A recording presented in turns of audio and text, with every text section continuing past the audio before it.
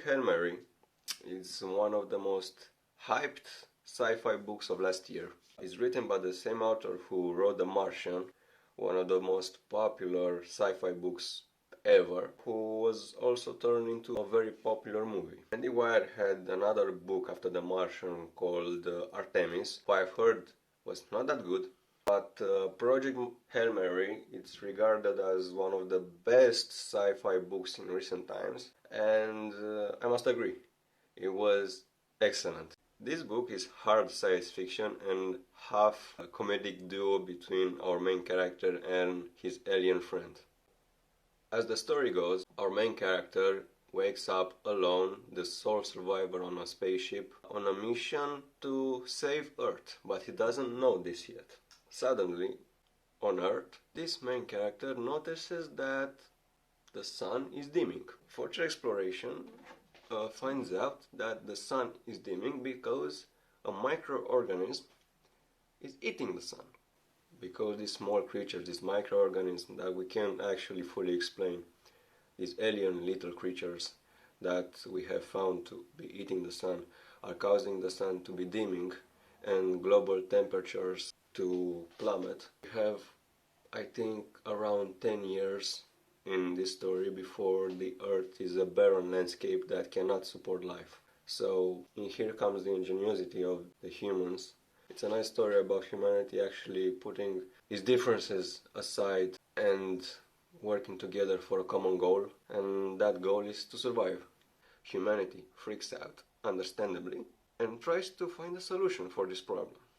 The solution, as it turns out, is that these microorganisms can also work as a fantastic source of fuel that makes interstellar exploration possible. So our main character and his team send out on a star next to us that surprisingly is not affected by these microorganisms to try and find a solution for Earth and save humanity. Why do I say this movie is half hard science and half body comedy between an alien character and our main character? Because this is also a first contact story. And the first contact is not with your typical alien. No, the first contact between humanity and an alien race is between our main character and a wacky spider-like alien creature that's also a brilliant engineer, has humanistic traits, he's funny, he's loyal, and is perfectly written. Rocky is funny, is lovable, is one of the best written characters in sci-fi. Rocky is a spider-like creature that has no eyes, that has very strange biological processes, but he's so humane in the way he actually interacts with our main character. He's so humane in his humor. He's so humane in its loyalty and its sense of duty. You will love it. You will love Rocky. You will probably actually start to really feel for him. You will start to be sorry for him. You will start to understand what are the stakes here, both for our main character, for our main humane character, and for Rocky. They both need to save their planets, because this microorganism does to Rocky's planet the same thing that it does to Earth. That's why his spaceship is there. That's why he's trying as well to understand why this process is happening, why these organisms are traveling in space and eating stars. They need to figure it out. They need to actually solve this problem because so many people and crab-like creatures, spider-like creatures, are counting on them. And it's a story full of action, full of suspense, and one that you will breeze through without any problems. As for the writing, this book is absolutely funny. I love science fiction books that are rooted in hard science with an explanation behind them.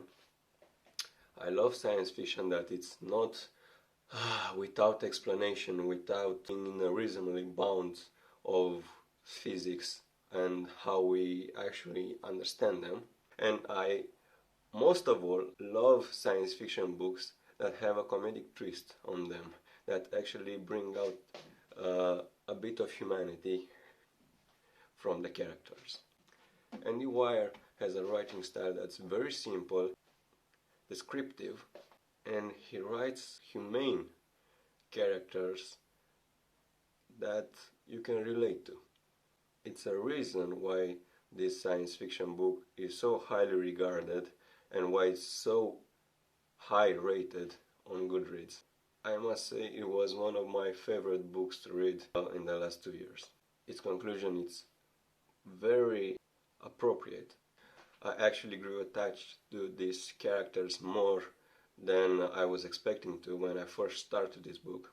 The characters are complex. It's nice to see that in times of such gravity, humanity can actually come close for a common goal, that to survive. That's one of the main things I love about this book.